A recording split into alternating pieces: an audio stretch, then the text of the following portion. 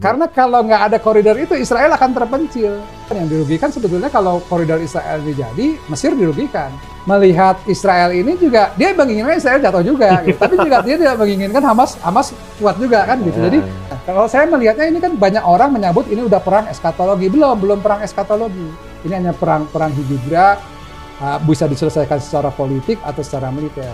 Negara lain bisa perang dengan negara itu di tempat lain, kecuali dibantu dua negara itu. Jadi kalau kita melihat pertempuran ini sebetulnya secara militer antara Amerika sama Rusia.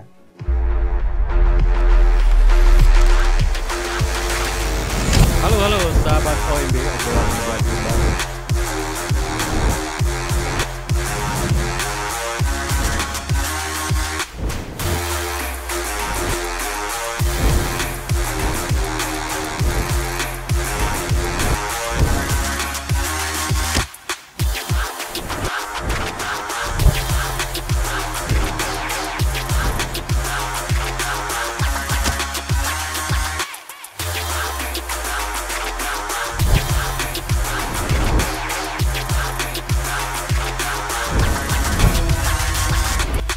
Kembali Dedi Triawan, kita akan bercerita tentang koridor India, Uni Eropa, dan Timur Tengah yang punya peluang untuk akses ke Israel. Ini gimana ceritanya Bang, dari kelompok G20 ini? Jadi kan idenya BRIC, sekarang udah BRIC 11 ya. Jadi Rusia, Cina, Brazil, Afrika Selatan, satu lagi Rusia,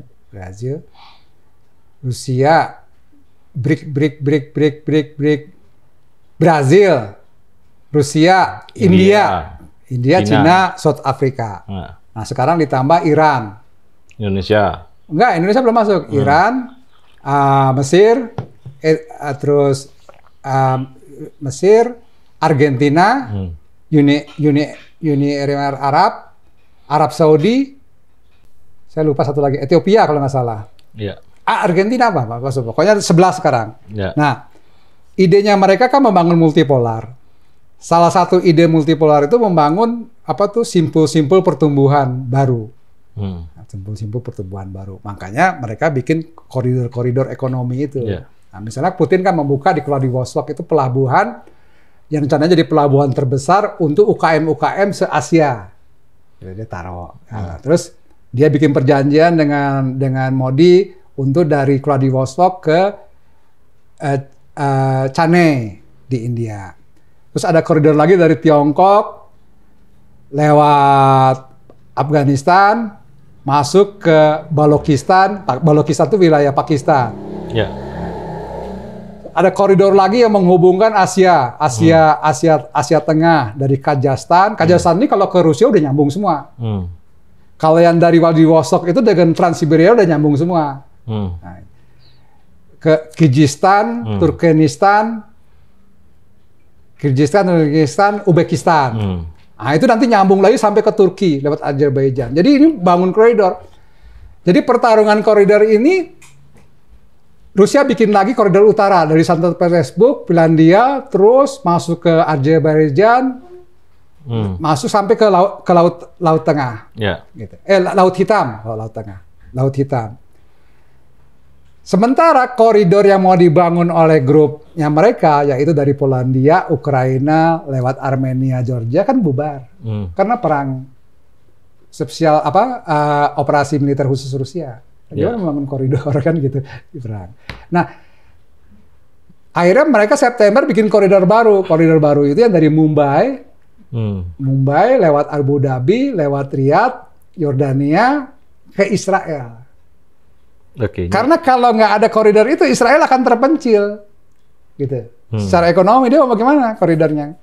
Sementara Rusia akan membangun koridor lagi yang lewat terusan Suez sampai ke Afrika Timur, itu bikin dari Eropa Timur. Ini dengan koridornya siapa yang dirugikan, Bang? Apanya? Kalau yang ini? Itu jadi. Kalau itu jadi, sebetulnya nggak ada yang dirugikan. Yang dirugikan sebetulnya kalau koridor Israel jadi, Mesir dirugikan. Okay. Karena barang-barang dari Asia Tenggara, dari Korea, dari itu bisa lewat koridor itu tanpa harus melalui terusan Suez. Nah, ini ya. Nah, jadi Mesir juga melihat melihat Israel ini juga dia menginginkan Israel jatuh juga, gitu. Tapi juga dia tidak menginginkan Hamas kuat juga kan gitu. Jadi si malakama dia. Karena kalau koridor itu jadi Mesir nggak ini, kecuali dibantu koridor oleh Rusia lagi. Gitu. Jadi ini kalau kita ngelihat ini pertarungan koridor. Jadi pertarungan koridor itu juga nggak mungkin Israel dengan sangat membutuhkan koridor itu membangun istilahnya manuver intelijen untuk membuat Hamas nyerang dia, itu nggak mungkin. Rugi bagi dia gitu. Karena dia akan putus hubungan dengan Arab Saudi. Arab Saudi kan akhirnya terpaksa saya tidak normalisasi diplomasi tentang normalisasi dengan Israel dihentikan dengan kejadian Hamas itu. Yeah. Karena dia nggak mungkin dong masa orang Israel sedang ngebomin Gaza dia berunding-runding dengan Netanyahu, itu pasti nggak mau juga dia walaupun bagaimana. Gitu. Jadi kasus ini menghancurkan koridor yang disebut IMEC itu. India, Middle East, Eropa koridor itu. Yeah. Dan Italia juga rugi. Kenapa Italia rugi? Ya karena koridor itu kan ke dia nanti ke Italia, ke Perancis. Yeah. Jadi barang-barang dari Perancis juga nanti lewat koridor itu. Gitu.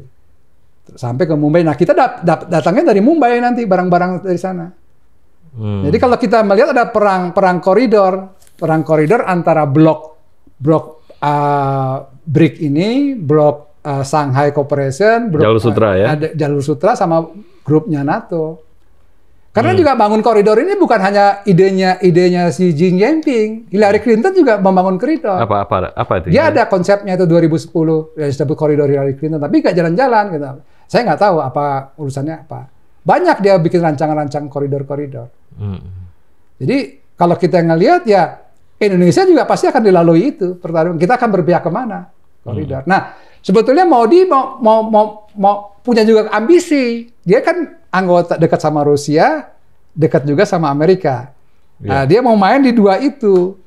Nah, dengan hancurnya koridor IMEC ini juga nama dia sebagai pemain dunia jadi hilang. Gitu. Jadi ada banyak kepentingan yang terkait ini dengan kasus perang Israel di Gaza ini. Modi kurang ajar katanya kan gitu. Kalau enggak kan gue jadi pemain dunia nih, bisa menggabungkan kekuatan dari blok NATO dan kekuatan dari blok Rusia kan misalnya gitu. Kan yang bertarung itu kan sebetulnya kalau kita lihat perang itu nggak ada cerita perang itu di titik manapun di dunia hanya mungkin dilakukan oleh Rusia atau Amerika. Karena yang bisa punya kekuatan untuk intelijen, pengawasan, pemantauan itu hanya setelah Glasnost sama GPS Amerika. Berducina nggak mampu, Galileo Eropa nggak mampu. Negara lain bisa perang dengan negara itu di tempat lain, kecuali dibantu dua negara itu. Jadi kalau kita melihat pertempuran ini sebetulnya secara militer antara Amerika sama Rusia. Dan Rusia sebetulnya juga nggak kuat, baru aja. Gitu. Jadi juga nggak tiba-tiba dia kuat sampai 2012 kan dia diam aja. Perang di Irak, perang di Serbia, dia nggak perang di Libya, malah dia nggak ikut absen kan, nggak memveto. Sejak 2014 dia. Nah 2018 baru dia lebih percaya diri. Kan Rusia kan dihina, pom bensin yang menyamar sebagai negara, pom bensin yang hanya punya nuklir, memang remuk, ekonomi yang remuk, rakyatnya demoralisasi, tentaranya yang dari divisi dipreteli menjadi batalion. Nah sejak 2012 memang baru sejak Putin sama Shoigu ini mulai membuat lagi tentaranya menjadi divisi lagi, menjadi besar lagi. Nah terus tiba-tiba dia menemukan yang hipersonik itu. Ya di situ dia. Nah, itu yang membuat karena dia nggak mungkin bisa bertarung. Bagaimana melawan kekuatan Amerika, dolar di dia, IMF di dia, World Bank di dia. Semua dunia butuh dolar dalam perdagangan petrodolar kan? Yeah. Bagaimana ngelawan anggaran Amerika digabung sama anggaran seluruh negara di dunia masih besar anggaran Amerika? Bagaimana ngelawan? Mungkin engineer Rusia berpikir kan bertahan. Akhirnya dia menemukan rudal yang kecepatan supersonik itu. Nah, Amerika sementara mempersiapkan dengan pasukan hegemoninya unipolar, grup kapal induk kan. Yeah. Nah, grup kapal induk datang itu di pantai. Nah, kalau dia melawan negara kayak Afghanistan dengan Irak ya enak gitu. Tapi melawan begitu ada hipersonik, itu kapal induk jadi sasaran paling empuk oleh rudal hipersonik dan tidak bisa ditangkis. Karena dia lebih cepat. lebih cepat daripada apa tuh namanya baterai pertahanan udara mereka. Iya. Lebih cepat dan bisa manuver. Nah, waktu 2018 kan Putin presentasi itu di depan parlemennya dia. Itu yang menunjukkan dia udah siap, udah mulai belagu lah kalau kata orang Betawi ya. Pertama yang ditunjukin Poseidon. Poseidon itu bisa di bawah palung laut menjalar. Yang Amerika teriak-teriak harus minta nggak harus manual, tidak boleh otomatis. Jadi kalau otomatis itu kan begini, ya New York dia di program, dia bisa nunggu aja di sekitar pantai Amerika tuh untuk nyasar New York. Yang ini misalnya kota mana, itu diam aja sampai dipicu udah meluncur kan gitu. Itu Amerika keberatan dengan cara apa dengan kontrol yang seperti itu. Itu bisa parkir di bawah palung laut. Oh iya? Oh iya. Dan kalau itu nggak usah masuk lah. Itu kalau dia ngeledakin di laut aja tsunami 500 meter. Itu kalau dia itu disebut setan. Kalau orang NATO menyebutnya setan. Teknologi seal airnya gitu segala macam ya. Canggih berarti ya. Nah, namanya Poseidon. Terus dia punya yang namanya Sarmat. Sarmat itu jadi rudal nuklir ICBM yang paling besar di dunia. Paling besar. 30 atau 35 meter ke atas itu. Itu disebut Setan 2 sama grup NATO. Karena paling besar. Gitu. Terus dia punya Avangard. Avangard itu dia luncurin ke di luar stratosfer. Parkirlah dia seperti satelit di udara. Oh ya? Iya kok. Ngambang gitu aja? Ya kan bisa ngambang kan gitu. Ngambang aja di atas-atas gitu. Jadi dia pede. Makanya waktu dia kan memutuskan perjanjian nuklir, dia batalin. Karena dia pede. Dan Amerika uraniumnya sangat tergantung sama Rusia. 50% uranium Amerika dari Rusia. Rusia ya. Nah, jadi perang nuklir Amerika jelas nggak berani. Perang konvensional dia punya rudal itu. Bagaimana mau grup kapal induk mau merapat? Iya. Nah, itu cukup misalnya kapal induk Amerika sekarang di Mediterania Timur. Itu cukup dari pakai MiG-31, pakai Kinjal. Kinjal itu kan teruji dalam perang Crimea, bunker yang 60 meter di bawah tanah itu jebol sama Kinjal. Itu dengan bisa dia menempuh jarak 3.000 km berarti MiG-nya 1.000 ditambah Kinjalnya 2.000. Kecepatannya 10 kecepatan suara. Bagaimana nangkis? Terus juga kan tembakan nggak hanya satu, salvo bisa banyak. Iya. Jadi tapi pasti juga dia nggak mau terlibat. Nah, tapi dia punya kekuatan untuk memaksa supaya damai. Yeah. Gitu. Nah kalau damai memang Netanyahu ya selesai masuk penjara oleh rakyatnya. Gitu. Dan cerita tragedi presiden selesai. Selesai. Nah, kalau PBB ya pasti standar karena ada perjanjian PBB dua negara. Yang rukun. Dia mengimbau lah ya. Nah, kalau saya melihatnya ini kan banyak orang menyebut ini udah perang eskatologi. Belum perang eskatologi. Oke. Perang eskatologi itu kan satu pihak menginginkan bahwa saya membangun bait Haikal Sulaiman kan gitu kan. Karena menurut kepercayaan dia, Mesias dia itu akan turun setelah dibangunnya Haikal Sulaiman. Dan itu Masjidil Aqsa harus diruntuhkan. Tapi nggak semua orang yang menginginkan membangun itu juga Zionis. Ya. Ada juga kayak Rabi Sutasinger, dia ingin berdampingan, ya boleh aja ada masjid di situ, tapi Haikal Sulaiman itu. Jadi Zionis itu kan dia berdiri orang lain nggak boleh, nah, itu Zionis. Nah, tapi ada juga yang dia orang Yahudi yang percaya Mesias akan turun, bangun Haikal Sulaiman, tapi nggak perlu orang Islam diusir. Ada juga yang begitu. Ada juga yang mayoritas yang sekuler, ngapain kita mikir-mikir Haikal Sulaiman kan gitu. Kita rukun aja lah sama gitu. Nah itu 50%. Jadi rumit. Yang Zionisnya sedikit. Jadi keyakinannya beda-beda, Bang. Beda-beda. Nah, jadi ini belum perang eskatologi lah. Maksud saya belum misalnya Imam Mahdi akan turun atau Nabi Isa alaihissalam putra Maryam akan turun, belum.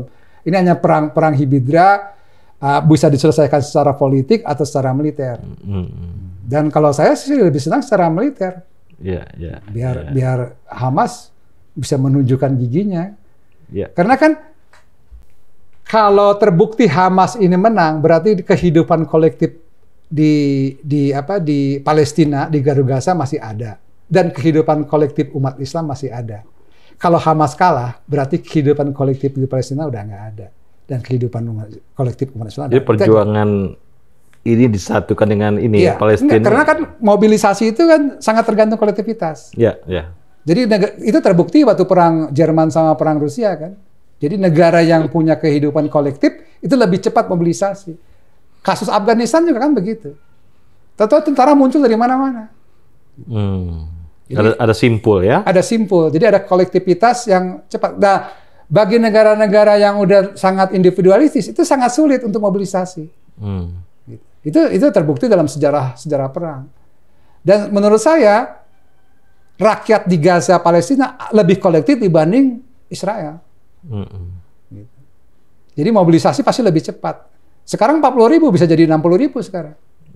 Karena tidak ada satupun rumah di Palestina yang tidak punya saudara meninggal atau kakeknya atau bapaknya atau adiknya sama tentara Israel. Itu mudah. Jadi ini pasti berdarah-darah. Perang bayonet perang pukul-pukulan nih. Oke. Terima kasih Bang, kita dicerahkan tentang koridor bridge ya, yang untuk membuka akses ke Israel dengan berbagai komplikasinya ya. Inilah Dedi Triawan.